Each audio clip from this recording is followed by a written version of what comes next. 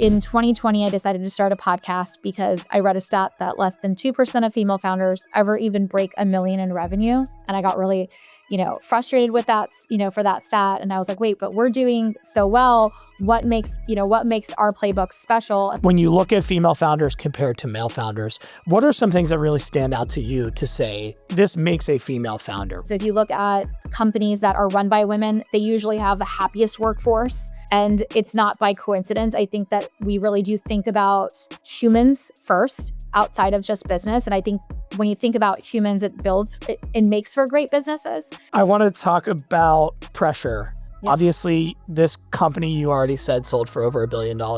I always like to ask our very successful founders, when you're doing that big deal, when you're going through that negotiation, how do you stay calm? How do you stay level-headed? How were you able to get this thing through the finish line? That's a really good question.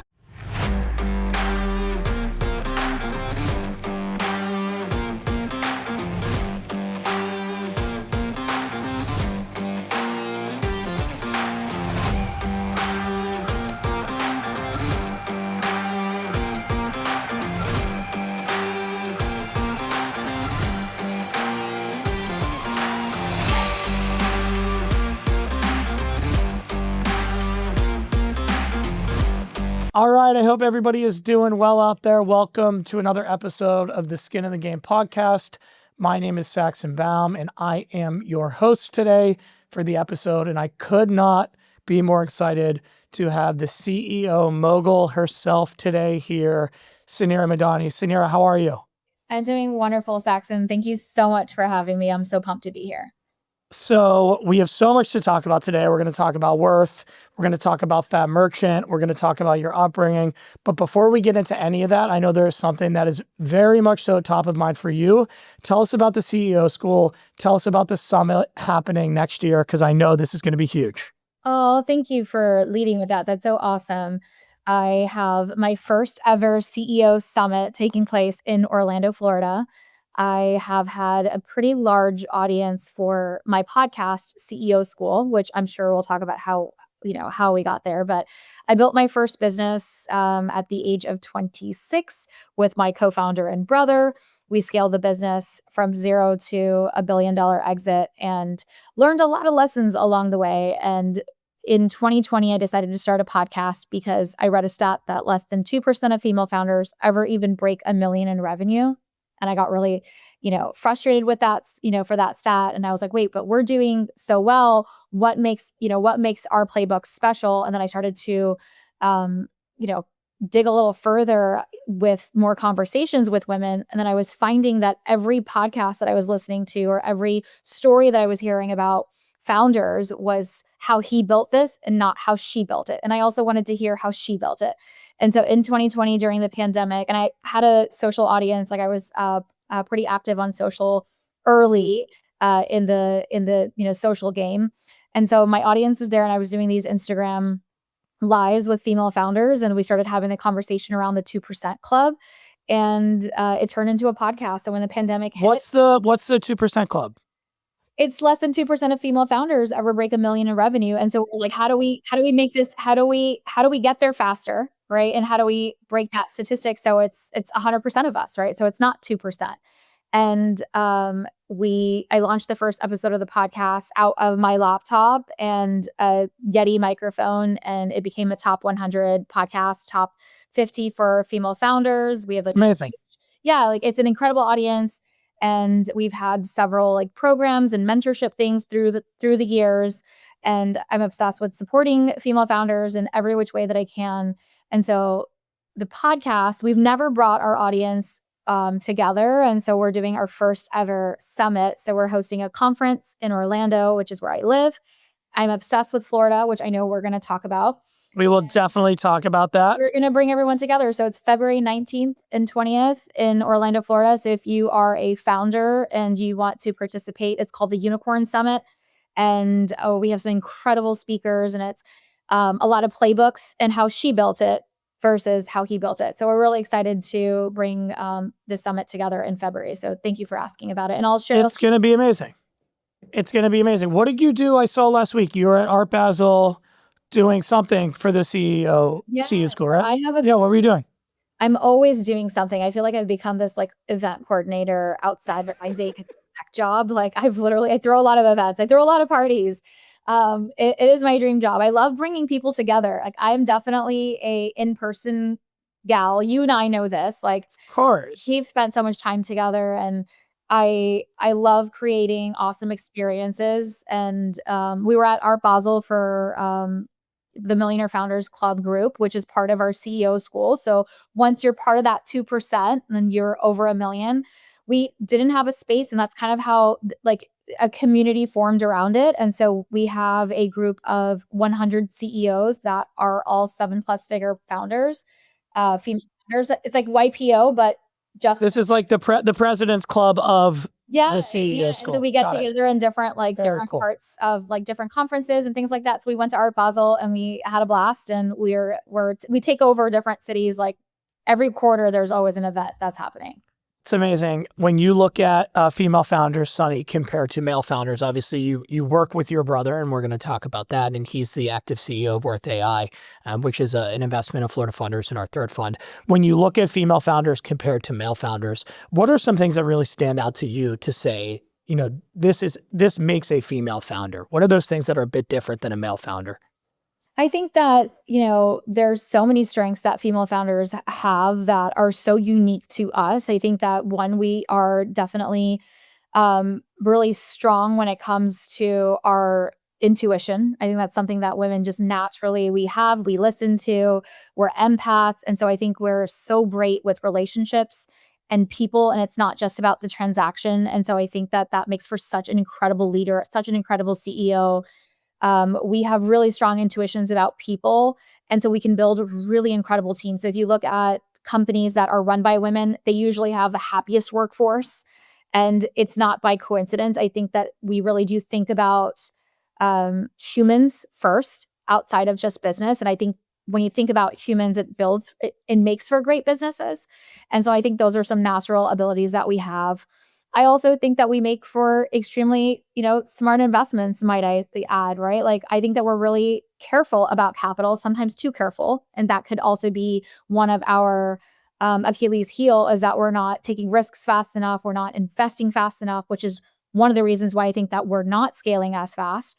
And at the same time, when we do take on investment, we're not just blowing up the dollars. We're being really careful about like every single dollar. And I don't want to discount male founders for that, because that's not a fair statement to say that that's for all male founders. No, of course, but this was the question. Yeah. But I do think that we like every dollar that comes in, I'm looking for that ROI back. I'm not just investing for the sake of investing to try something. So I need a lot more confidence and assurance with data in order for me to use my dollars. And that makes for really great capital partners, like as or capital stewards, I would say. And so I think that's a great quality. And if you take a look at, portfolios, I'm sure that even in your portfolio, you guys have invested in several female founded companies now. I will tell you, we're both probably going to drive a higher likelihood of return on capital than our male counterparts. I think Mr. Wonderful in Shark Tank will say that all of his companies that are female run are actually the highest return on his dollars. For my portfolio, for any of my investors that have invested with me, I think I did an 18x return on my first investment out of Florida. And so Killer. Kind of crazy. Also, Yeah. it helped too, we're, I think that we could have played a little bit more riskier, I would say. And also, I think it's probably because we're also discounted more. So I returned a lot of capital. It's also because my valuations were super low because I couldn't get investors. So that's a challenge that we have as female founders. And I don't know if we need to get into that today, but there's a huge gap in capital for female founded companies. And so that is a challenge. That is why I'm so passionate about supporting women entrepreneurs. I am one. I've been in the shoes. If I'm able to do it, I feel like I want to share the playbook so that others can do it too. I don't believe, we need more unicorns. We need more female unicorns. And I'm trying to share every playbook that I can. And it's a story to share. It's somebody that women can look up to because you've done it, you've been there, you've walked in the moccasins. That whole story resonates very well, of course. Let's go back to your childhood. This is something that always fascinates me. You talked about this last year at our investor summit when you were the keynote speaker. Talk about your childhood. You grew up in a very traditional house, you and your brother Sal. How were you guys able to break out of that sort of more traditional type household to become entrepreneurs, to be able to take that risk? And talk a little bit about that journey of growing up and then starting Fat Merchant. Yeah, I you know, I don't know traditional in a sense of I actually had an entrepreneurial father. And so I think it was actually non-traditional in a sense of both my parents were entrepreneurs, but entrepreneurs out of necessity. They weren't educated, so that wasn't traditional as well. They were immigrants. And so I grew up in an immigrant household with the most incredibly loving family and parents, and always around the dinner table, always, supporting everyone that needed a hand and needed help. And my parents took a lot of risk. They were actually, I don't even think I had the risk tolerance or the appetite that my parents took leaving. What type of entrepreneurs were they? What was your dad Small doing? businesses. So my parents Okay. small businesses such as gas stations. We had franchises.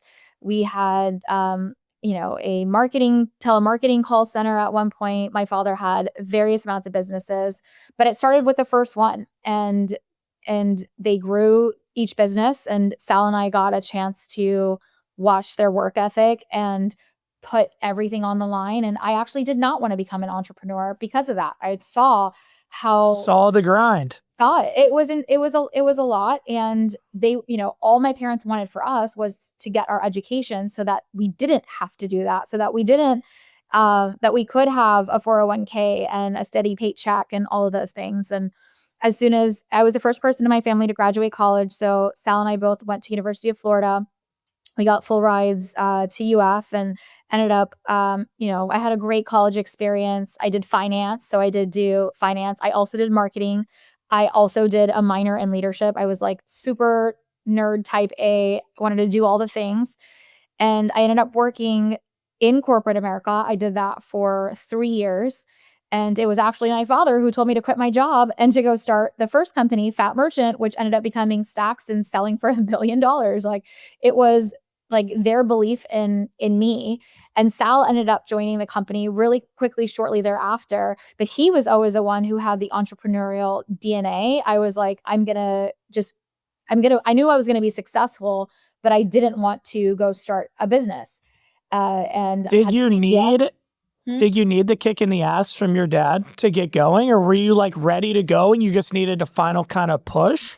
No, not at all. I had the greatest idea to start a subscription-based credit card processing platform. It did not exist. It was one of one. The market had never seen anything like this. I was working in the industry, and I pitched it to my bosses. I was like, I'm going to go present this amazing business plan for my company.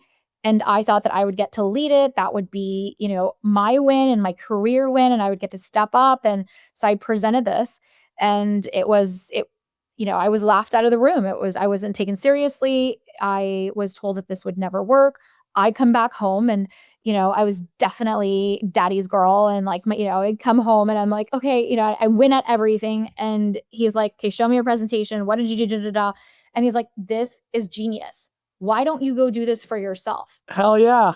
And I was Love that. All I said to him, I was like, Dad, where do I go find Mr. Visa? I'm 24. Okay. So yeah, right. I get that, like, Mila, now my daughter's 10. And like, I mean, I was a child still. Like, I just had graduated. I had no money saved to go do anything. And he's like, and I was like, well, where do I go find Mr. Visa? And he's like, they figured it out, so you'll figure it out. And he's like, well, you for sure can't go back and work for them. They don't respect you. And I was like, oh, damn, he's right. That was it. You're like, he's right. He's right. And so he was like, you got to have more dignity than that. Like, you're not going back there. They just. Oh, God. Then he's giving you that card. You definitely can't go back after that. Back there. So I was like, what do I do? And he's like, you're going to move back home and you're going to give this 6 months and you're going to go figure this out. And I think it was just a ploy also for me to like move back home, like to be closer to them. Yeah, it absolutely was. He was like, and if you fail, you fail, then go get your MBA, like go to the next thing. You're so young, go take the risk. And he was absolutely right. And I say this to every young person that I ever meet is this is your time to take risk. Like this is the time to take risk because even if I failed, like, what's the worst that was going to happen? I was going You to got no savings. You've got no kids. Yeah. You go. It's funny because Ken Griffin says the exact same thing. If you read what Ken says, he says, "Hey, when you're younger, that's when you can take the risk. There's no strings attached." That's what I did. I was 19 when I started my first business. If it fails, it fails. You go do something else. It's a lot different now, right? You got responsibilities. You got a mortgage. You got kids. Different game. I'm so grateful for that conversation. Sal happened to was there as well. And he was like, also like, this is going to work. Like, you need to go do this. And I was like, well, do you want to, he's like, I'll support you. And so he was working in California. We started working on the business plan together. And then he eventually moved to Florida. We did get it off the ground. I got it off the ground. We got a ton of traction in the first year. And then he quit his job and moved to Orlando. And my parents were like as happy as they could be to have both their kids home and working on the same business. So, Sonny, with that first year, did you guys bootstrap it or did you guys raise money that first year? How did you get that traction? God, you're going to remind me of my early fundraising days. I'm about to bring you back. Okay. Yeah. No, we definitely bootstrapped it. I had no capital. I had no investors. I didn't go to CEO school. I didn't go to like a fancy, like I had no, investor network. I pitched everywhere. I was rejected nonstop. And I kept getting customers. And that is how I bootstrapped the business, was because I kept getting customers. I also had a really great business plan and idea, and I can, share I'm a compelling speaker, and I was invited to do a pitch competition. I won my first pitch competition that I did. I took home a giant check and I was like, this is awesome. I put the money in, went straight into my first Google ad campaign, my first hire. And then I was like, where do I go find more of these pitch competitions? And so I started applying to every pitch competition up and down the Southeast and took home over 200,000 in prize competition earnings. You were like Happy Gilmore. You had all the big checks in the back of your car, right? Yes, absolutely. Absolutely. And I love Happy Gilmore. He's awesome. But yeah, that's what it was. I was bootstrapped. And then at one of the venture plan competitions, it was actually at Rollins. And that's why I love our city. And we're going to talk about that. But I grew up in Sal and I went to 10 different schools in 12 years of schooling. So we moved around a ton. I grew up in Texas primarily and then Florida, but even within Dallas, we moved around a lot. And when I got to Florida, I was 16 and I was like, I'm not moving again. So I was like, I'm done. And that's how I ended up going to UF. I came back to Orlando and my kids I built my company here. My kids go to Highland. They're they're literally going to they went from pre-K, they're going to go until 12th grade. It's like, I want community. And I felt like I didn't really have that. But Rollins, I won my first venture plan competition where it was attached to a investment. So it was a check with equity from, it was Venvelo was the fund at the time. And that was the first time that even a venture conversation took place. And we ended up doing a small round for our seed. And then, but we were already like a year and a half into the business, past $1 million in revenue. We had traction. We had a strong business plan. And then we took from that, I think it was like 5 million in payments that we did our first year to 40 billion at year 7. How long was that journey? 7 years? My total journey, I believe, was 9. So almost 10 years was the journey to the billion. So started it early 20s, sold it early 30s-ish, right? I literally spent I feel like my youth in building companies. Like that's all I did. It's amazing. I mean, and look at what it's amazing. And I built a family. Like then we got married. I got Fat Merchant. Like the business was my first baby. Like that's all I want to talk about pressure. Yes. Obviously, this company you already said sold for over $1 billion. I always like to ask our very successful founders, when you're doing that big deal, when you're going through that negotiation, how do you stay calm? How do you stay level-headed? How were you able to get this thing through the finish line to this massive exit? What are some things that helped you get through? That's a really good question. So much, I would say, one, it didn't happen. It wasn't like one transaction, right? So I kind of had gone through the ringer before going from, Series B, we sold to private equity, a majority recap at our Series C. So that was kind of like the first big transaction of the company. And then at Series D was like the next recapitalization. So I stayed on, and then we recapped the business again. So I ended up like I went through the process, but I would say the first time around, and it was a show. Like we were, I probably had done 40 fireside chats, like traveling city to city. We had so much interest in the business. It was also COVID. I had just had my second daughter. Like there was a lot. There's a lot going on. A lot of pressure. Yeah. And at the same time, to stay calm, I would lie to you that if I like didn't lose my shit every day or I didn't cry every day, like that is 100% of the truth. Like I would literally sometimes like just go into the office, like the bathroom to like shed a few tears. Like it is not easy. It's an emotional process. And I think business is emotional and personal. At least it always has been for me. And some people have seen it as either, like, oh, she's too emotional or she's too attached or she's too this and too that. It's such a superpower. Like I'm obsessed with what I do. And it is passion, and it is because I deeply care. And I do think that great founders really deeply care. And so I am not afraid to be vulnerable about how I feel about things and say no to partners. I've said no to things that my board would be like, that never made sense. But I was like, my gut says that it's just not right. Doesn't feel right. Doesn't feel right. So I've walked away. Right. I walked away from partners. I've walked away from investors. I've walked away from like really great deals and all the things. So going through the process, what kept me sane, 100% having my brother is incredible. Like he is truly like one of the smartest humans ever. He is, as much as we fight, and this is clearly now a public podcast, but I was going to say, don't tell him I said this, but he is very collected. He's very like even keel sometimes when it comes to like seeing the end. And so that's always nice to have that balance. And so I had him, so I wasn't alone.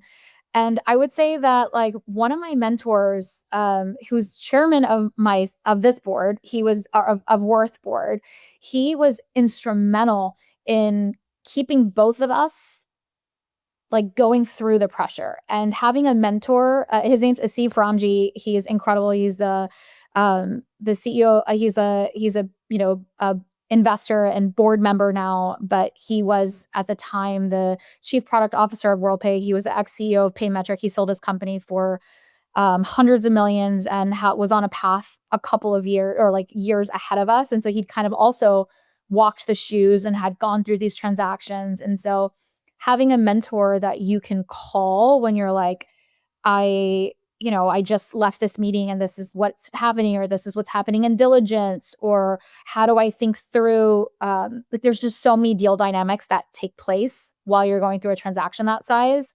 He was my guiding rock, and having a mentor is incredible, as well as finding moments of like some fun along the way.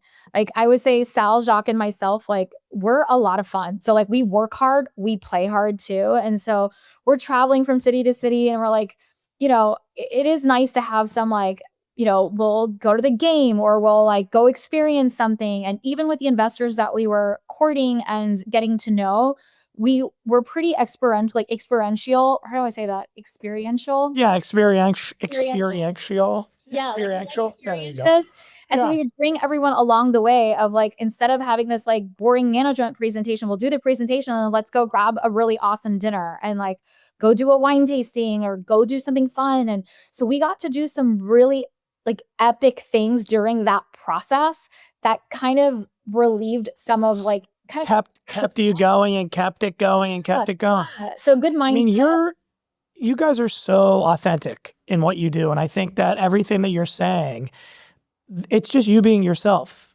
It's you being yourself, coming out throughout this process, leaning on your brother leaning on you, having this mentor, going through these experiences, not just core solely focused on the mission. You know what the mission is, of course, but it's having some other things to really get you through it. I agree. And I appreciate you sharing like that. You said that. It's like the biggest compliment that I can take. And I 100% don't understand. I think that that's one thing I feel I have permission to be, and it took me a long time to get there, is just like fully showing up as myself. Like, it's okay.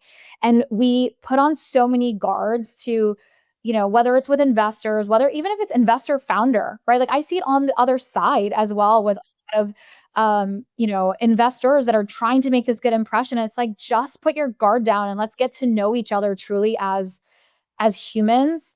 And I think that there's a lot of transparency that you'll get always from myself and Sal. It's just there's no other way around it.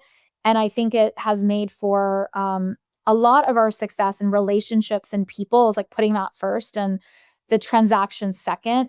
Not that the outcome isn't important, not that we won't get there, but I'm never looking actually for the highest dollar ever. I'm always looking for the right person in everything. Love that. Always. Love that. I've had a lot of success in my career working with family. So my prior business, I worked with my cousin at Florida Funders, FLF. My uncle, Tom Wallace, is my partner. I've had a lot of success. You've had success working with family. What's some advice that you can give to people that want to go into business with their family? Because a lot of people, unlike the two of us, have had terrible experiences, and you see families get literally ripped apart when they go into business together. What are some guiding light principles that have allowed you and Sal to be so successful together? Yeah, I think it is definitely unique. And I truly don't advise people to go into business with family or friends or hire family and friends unless you're able to compartmentalize business and family. And it's really, really hard to do. And you can say that you're going to get there. It's really difficult. And I would say that the reason why I think Sal and I, it does work is and when it works amazing because there's this trust element that's there. There is like the trust is something that I cannot, there's like today he wasn't feeling well today. And we have this podcast that I rescheduled on you like 5 times. Like, it's been crazy. We're in the middle of fundraising. So at the same time, we have a call we're in diligence with, a fund right now. It's a really important call. So I'm like, hey, Sal, do you need me to like hop on there? He's like, no, I'm still going to hop on it. You do the thing. And like, there's this level of like, even if it wasn't on my schedule, I need to drop everything that I'm doing because our priorities are the same, And so there's this level of trust, and like, I can kind of step in and we can like step in and out of almost anything. So although like he has his strengths in the business and I have mine, I feel extremely comfortable in him stepping into any of the things that I do. And I think he feels really comfortable in the things that he does. However, we do have separation of our roles and responsibilities. Where I think it gets, where when we do get into arguments or it does feel harder is when I'm trying to get into what he needs to do. And I just have to trust him in doing that. Is my way, like, would I do it differently? Absolutely. Do I have to voice that? No. As long as the outcome is what we need to both end up on. And so we have to focus on, it's not about the how, right? And that's sometimes what we get caught up, even with employees or founders or things like that. We're so focused on the process of it. Everyone's going to have their own way of making the sausage. And I think co-founders drive each other crazy when we're trying to get each other to make sausage our way versus letting each other own our lanes. And so that was one thing clearly in the beginning of the company. We were able to divide and conquer between the 3 of us. So we also had Jacques as our technical co-founder. So everything technical was with Jacques. Everything sales and operations was with Sal, and everything, marketing, brand, people was with me. And so that made for a really awesome, we like covered all the bases. Sal had finance as well. And so that was where we separated. But one thing that we did like that, Sal and I'm sure if he comes on the podcast, he might even say the same thing. We have a rule called sky is black. So it doesn't matter if we're showing up to whatever meeting or with an investor or with our internal team or anything like that. I'm never going against what he says. So behind closed doors, we can argue all we want and do it. But if he says, hey, this is what we're doing and it's my project, or it's with, something with brand or something with where we're going to, like, I don't know, like a campaign, I don't even know, I'm like making something up, I will always support him. and Got it. black. That's So huge. yeah, it is. And like the It's concept, trust too, but that goes back to your trust point. If you didn't trust them, you're not just going to blindly support them. You guys have proven to each other that you can do this and you trust yeah, each no, other. and behind closed doors, I'll rip them apart and like, why would Dude, you do what that? the fuck are you doing? You dip whatever and whatever else. But sky is black means that even if the sky is blue and I say the sky is black, you look up and you're like, wow, the sky's pretty black today. That's Love what, that. right? I love Awesome team. And so we're a really strong team. And that is really wonderful. So for those that want to work with family, separate your roles and responsibilities, trust. And then the last tip that I have is hire an awesome executive coach, because that executive coach acts as your like therapist almost. And what if there are certain triggers or things that you're bringing to the, you shouldn't be bringing outside dynamics into the business, but there's a lot of history when it comes to family. And so you can carry resentment. You can be more frustrated. Like the one person that does frustrate me the most is also my brother, because I'm like annoyed because it's him. And so I have on my own defenses and my own triggers and putting those things aside. So we do a lot of like good inner work to be our best leaders so that we can lead our organizations. I love it. All right, let's pivot and let's talk about Worth AI. So Florida funders in our third fund invested in Worth AI. It's been a great experience thus far. As Sunny said, they're out fundraising right now. Talk about Worth. What does the business do? And then I want to get into really the first question that I asked you and your brother is, you guys had this massive exit. How do you stay so hungry? How do you still have that fire and that passion when, money might not be the ultimate driver at this point? Yeah, I think I'm so excited, and thank you for being part of our Worth journey. I think it's so incredible. We're so excited to have Florida Funders as part of our cap table, and you guys have just been incredible partners to work with. 10 out of 10. So 10 out of 10. I feel the same way. That you guys are part of our journey. Worth came about because we're entrepreneurs, and we can't, as much as we're like, say we're going to retire, there's like the next idea that's brewing, and we're in the fintech space. We're very, we onboarded 40,000 small businesses as part of our Stacks platform. And it was a pain in the butt to onboard small businesses. You can literally go on your phone right now, sign up for an Apple credit card, walk down to Starbucks and take a transaction, and we can do it before this conversation's over. If I did it under Suneera LLC, so under my business, it doesn't allow it. And why is there such a discrepancy when I can do it as a consumer, but for small business, underwriting and your credit worth, and there's just no standardization of how we view small business credit worth. And now, there's entrepreneurship is at its all-time high. Small businesses need all kinds of financial tools, from whether it was payments, that was my last business, but whether it's opening up a credit card, getting a line of credit, having a bank account. Every single type of business service that they need, it's still a financial product that they need. They have to go through this really cumbersome underwriting process. And so we experienced that pain point. We think it needs to be instant. And that's what we built. We built Worth, which is a credit worth platform. It's an underwriting platform. And we sell directly right now to financial institutions and banks. So companies like Stacks and banking partners like Citibank and others, and American Express. And so we're selling to the large financial institutions. And we've put together a platform that in an instant, with just Suneera's name, business name, and tax ID, I can pull 1,100 data points instantly and tell American Express everything that they need to know about my business to make an instant credit decision.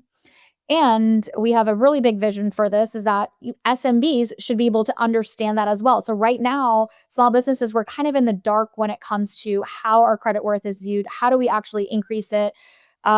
And so our future vision after right now we're enterprise focused, but we believe that every business should know their worth and have a worth wallet. And so that they can also be the owners of this data. And so it's an incredible platform. We are leading the space. It's a huge pain point for any financial institution that onboards SMB, that onboards small businesses.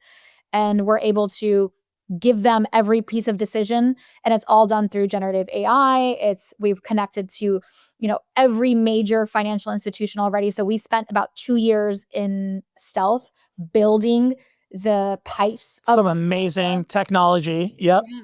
And so we're really excited about it. And it's just been, we went to market 18 months ago, and we have like over, 30 plus large, like literally the top 10 banks in the world are already utilizing the platform. It's been insane. How do you think about you being a second-time founder now? And I've asked you this question before, and you gave an answer that was very unique, much different than other second and third-time founders I've asked this question to.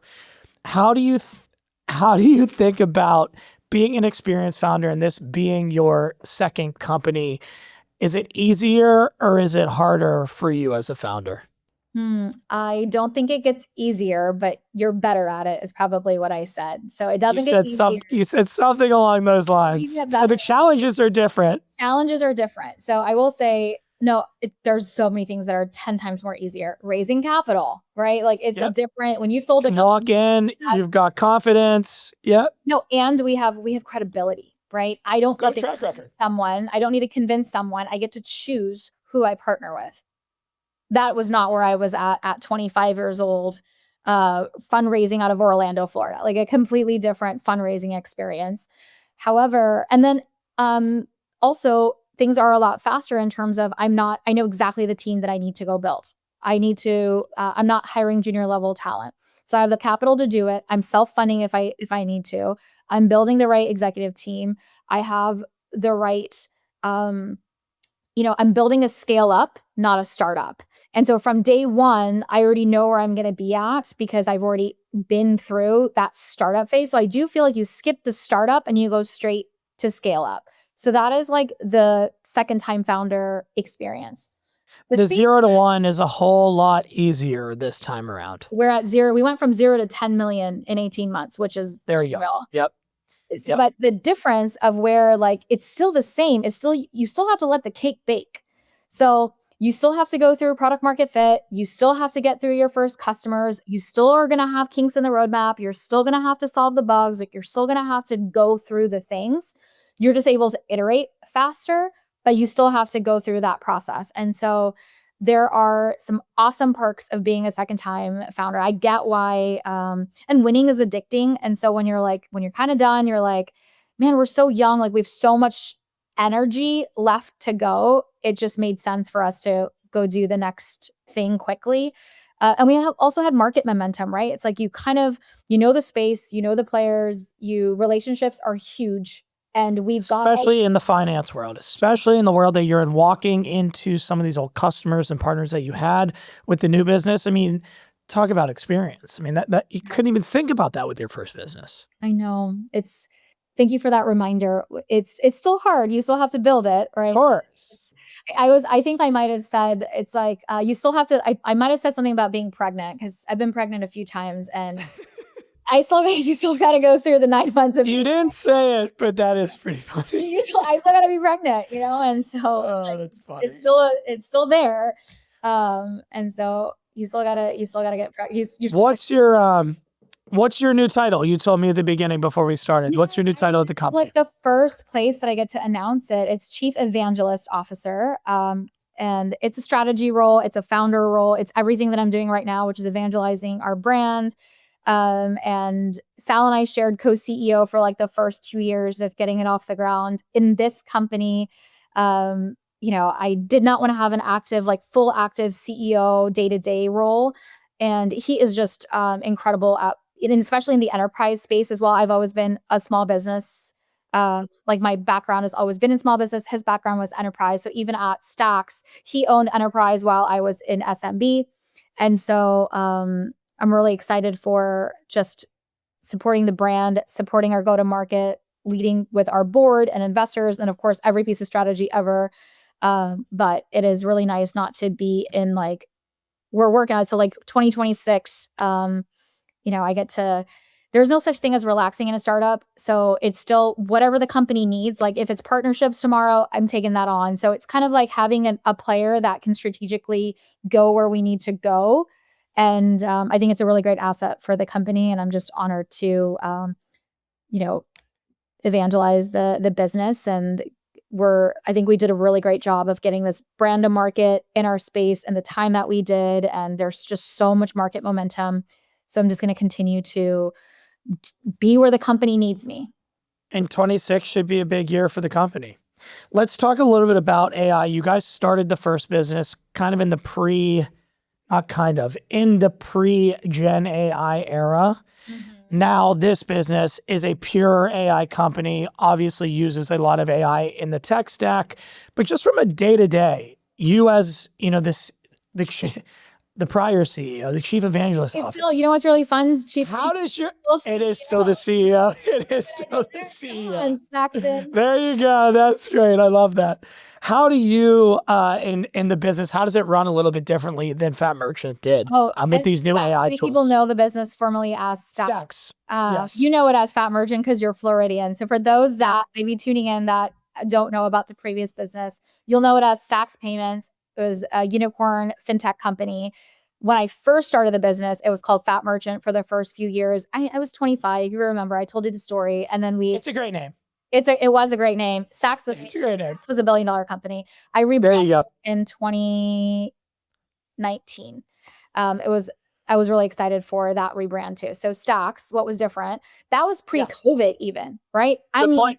That was even pre-COVID. We were in the office every day. We had to build, it was humans that were building the business. I needed developers in Orlando. So, I feel like I went through a pretty, these last, when I'm going to be done with this next company, this last, 20 years of my work experience has been wildly different in how quickly technology has evolved and how quickly just the workplace has also evolved. So very different in terms of we have so much capability to do so much more with less. I think that that's honestly what AI has allowed us to do. I think it has also allowed for our people to do more. And so I don't think that it necessarily replaced out. We still have our team is roughly around 60 people right now. And I think that we don't need to grow more. So I think that this company, last company, I had 400 when I exited.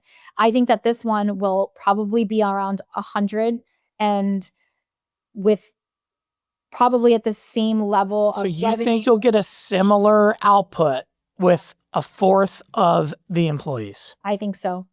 And I also think because unbelievable. That's my prediction around this, the same outcome, because we're looking for, and then we're also hiring for strategic leaders because we need humans to think about the strategy and the AI to take over and do tactical work. And so we can make things more efficient. It doesn't replace out the strategy or it supports the strategy and it's able to support our staff. And we still need to have, we're constantly looking at right now, and we're still in this early stage of trying different tools. Tools are also in their early innings of being born of what we're gonna have. I do think that we're in this really interesting time of AI. I think almost 50% of the startups that probably came up last year won't even make it to this year. And so I think we've seen that really starting about 2 years ago. Just not making it. They're not going to make it.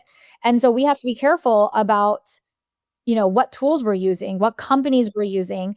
And a lot of it we're building ourselves. And so I think that that is what we are finding is that we're still building company processes and tools, unless it's these, there's vetted platforms that we can use. But even for our customers, everything is kind of custom built ourselves, but just the level at which the data, our company, Worth could not have even existed if it wasn't for AI today. So we're able to ingest large quantities of data in real time and break it down in seconds. That would not have been possible even if I tried to build this 5 years ago at Stacks. We wouldn't have had the technology to be able Technology didn't even exist then. Yes, it didn't exist. Yeah. And so it's a really exciting time. It's also, I think, exciting for us from a regulation standpoint. There's a lot that there needs to be more regulation. There is a lot of topic and conversation around financial security and AI, just regulation around AI, use of AI. And we have been ahead of that in terms of thinking about that for the banks, for our customers. And so with our platform, when they're onboarding a customer, it's all documented and it's time stamped and it's all done through data, not through a human. And so we're packaging that up, and I think it's to our advantage. So I think we're also in this really exciting time from our product that banks and these fintechs won't have a choice but to use software that follows these protocols. And so I think that we're just also like the timing of of what we've built is, I'm going to knock on wood, but really exciting for us. Yeah, it is. It really is. That is very interesting for you to say that 400 employees it took you. You think it'll take you 100 employees. I mean, I was going to ask you, is AI a job creator or a job destroyer in your opinion? That right there seems like job destroyer, but I'm assuming there's another side that's job creator inside of the business. Like you just said, this business wouldn't exist without AI. I think that I don't think it's a job destroyer at all. I think it's just, we have to utilize our skill sets differently. And those, like, there are going to be jobs that are going to be obsolete, right? So we're building a platform. You won't need underwriters. The tool is going to do the job for you. You're still going to need strategic underwriters. You're still going to need strategic risk officers and maybe they're going to now be able to look at 1,000 applications and only see the ones that are flagged versus they were manually having to go through and they're missing stuff across like one application at a time. That won't exist, right? So that you could say eliminated underwriters. That's what my platform will do.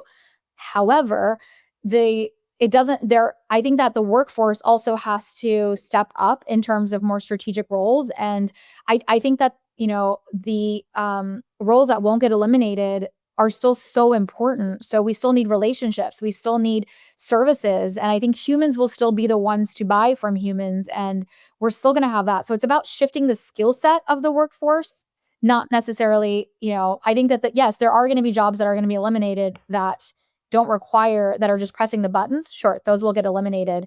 But I think it is important that I do think it's creating net new jobs as well. Sonny, I got one more question for you. This has been awesome. You are one of the biggest proponents for the state of Florida in terms of the innovation ecosystem. Always wanting to work with Florida investors, always wanting to invest yourself now in Florida companies. What is Florida missing to really become a dominant player in the technology ecosystem? Are there any core pieces that we're missing? What do we need to be able to get there? Oh, that's a really good question. I don't think I've ever been asked what's Florida missing. I'm obsessed with Florida because I live here. And me too. I live here. My kids are going to school here. My companies are here. My employees are here. I want to be part of a city, and why do it elsewhere when I can do it in my backyard? And so I think it's just an incredible ecosystem. I think Florida is definitely missing a few things to be a player. One, I don't think we're connected. So I think Miami is not connected to Orlando, is not connected to Tampa. We hear this all the time. Yes, like that is something that I don't even think I know some of the Miami companies that are up and coming or that products that we can be using. And I think it's vice versa the other way. I don't think deal flow happens across the state to tri-state and now with the Sunrail, I think it's bringing more connectivity with, I think that, the Sunrail is what is it? Brightline. Brightline is going to go it's now from Tampa as well, which I think it'll connect us. And I think that's important. But I think we need to come together better as an ecosystem. I think that always, if we want to be a dominant player, then we have to create the talent. So that is really important we need to create companies. We need to exit companies that are going to be driving into our ecosystem. They need investors. So we need to create larger investment pools here. So it's the whole ecosystem. And then we need the talent to be able to support that. And so it would be nice if we had, I think, stronger incentives to build companies to stay here. And of course, the state income tax is a great incentive, right, to build companies here as founders. And so that's a great one of the great perks of building a company here in Florida. But I think that we could be doing more to support our local startup ecosystem. I don't think there's enough, and I think Florida Funders is a perfect example and a great way for us to end. Like, you guys really do support Florida-based companies with Florida-based investors. That is awesome, and we need more of that. we need more stacks too. We need more people building great companies to have great exits so that the next generation can Look, build I'm great already companies. building another, like, I'm already building another. I can't do more than that. Yep. Actually. I can only be responsible for 2 unicorns. Okay, I can't do any more. You're responsible for it. Oh, Sonny, thank you so much. This was awesome. We appreciate your time more than anything. And for all of our listeners, as we talked about, the CEO School is going to be live in Orlando, February 16th and 17th. 19th, February 19th and 20th. 19th and 20th. Give you And if guys a promo code to share it. Where's the plug? It's just come to the conference, and especially if you are a female founder, and like that's definitely, if you have female founders in your portfolio companies that you want to send, it's just an incredible room of super inspiring next level CEOs, and we're just trying to pour back into them so that we can also build our network. Our motto is your net worth is your network, and that is I think something missing in that the Boys Club has that we don't as women. So I'm trying to connect as many awesome 7-figure founders as possible. So please come to the conference, February 19th and 20th. Love it. And if you enjoyed today's podcast, throw us a follow, throw us a like. Sonny, thank you once again, and we will see you soon. Okay. Bye, Saxon. I'll see you soon. Bye. You today. Thank you. See you guys.